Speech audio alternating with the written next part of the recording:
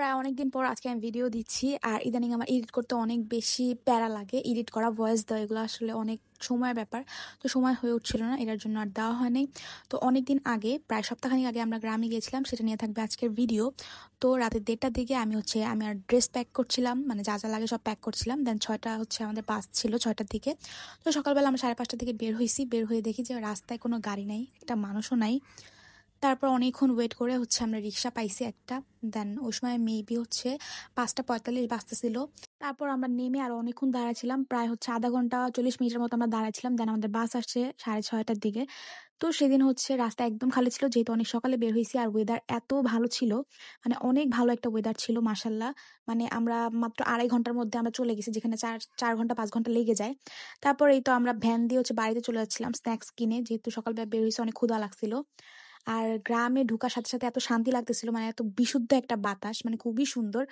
আর প্রায় আমরা চলে আসছি বাড়িতে। যে ফ্রেশ হয়ে খাওয়া দাওয়া করে আমি ছাদে চলে যাই। ছাদের জাস্ট ওয়েদারটা দেখেন, মানে বললাম না সেদিন সারাদিন ওয়েদার অনেক ভালো গেছে মাসাল্লাহ। আর এত বাতাস আর এত রোদ ছিল।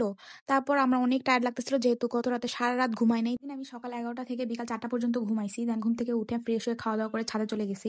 অ্যান্ড ছাদে যেয়ে দেখি যে অনেকগুলা ফলের গাছ, এগুলা সব একদম ফরমালিন মুক্ত, একদম বিশুদ্ধ ফল, যেগুলা নিজেদের হাতে বোনা, একদম ছোট থেকে বড় হওয়া পর্যন্ত এই সবগুলা গাছ নিজেদের যত্ন করা।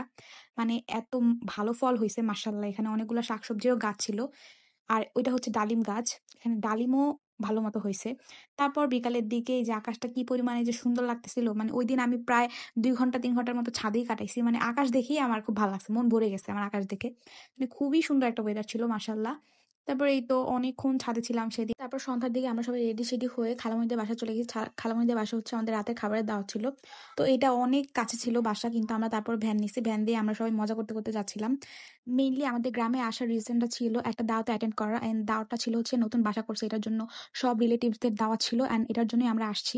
এন্ড ওই বাসাটাই আমরা দেখতে যাচ্ছিলাম। আর এই যে এগুলো সব আমাদের জন্য ডেকোরেশন করছে, যেহেতু আগামীকালকে প্রোগ্রাম ছিল। তো আমরা বাসাটা দেখে আসতেছিলাম, যেহেতু আগামীকাল অনেক বেশি গেস্ট থাকবে, এই জন্য আমরা আজকেই আসছি যে বাসাটা একটু ঘুরে দেখবো।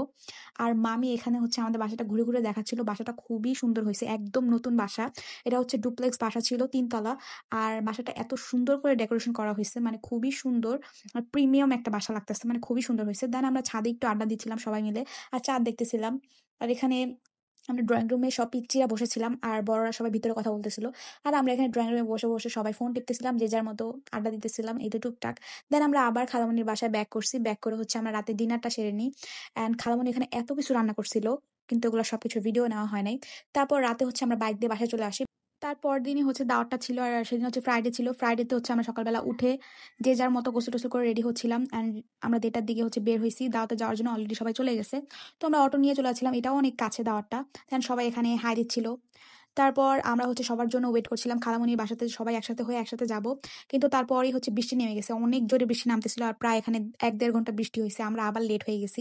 আর এখানে ফারিয়া বোরিং হয়ে এই ছোট মানুষের চেয়ারে দুলতেছিল। তারপর এই তো ফাইনালি বৃষ্টি থামার পর আমরা পানি পাড়ায় পাড়ায় গেছি। অ্যান্ড আমরা যে সাজগোজ করছি সব মনে কর বৃষ্টির পানিতে পুরো একদম শেষ। একজন ছবি তোলার জন্য পোস্ট নিয়ে দাঁড়ায় আছে। তারপর আমরা ভিতরে যেয়ে দেখি যে সবাই এখানে খাচ্ছিল। দেন আমরা ভিতরে যেয়ে সবার সাথে পরিচয় পর্ব শেষ করে আমরা বাইরে আসছি। দেন আমাদেরকে বসাই দিছে, আর আমরা এখানে খাবার রিভিউ করতেছিলাম, মানে ফারিয়া এখানে খাবার রিভিউ করতেছিল। কেমন লাগছে ভাই বাকি চিকেন ফ্রাই? সাথে চিকেন ফ্রাই খাওয়ার যে ব্যাপারটা, সেটা খুব অমায়িক। জীবনে কি প্রথম এক্সপেরিমেন্ট করলাম? এর ভিতরে যদি ডাল থাকতো তাহলে আরো অমায়িক। ডাল আছে, ডাল আছে। না না, আমরা এখানে মজা করে ভিডিওটা করছি, আসলে সিরিয়াসলি তেমন কিছুই না, একদম মজা করে র্যান্ডমলি ভিডিওটা করা। তারপর খাওয়া শেষ করে আমি উপরে চলে আসছি। উপরে এসে আমি সব দেখতেছিলাম।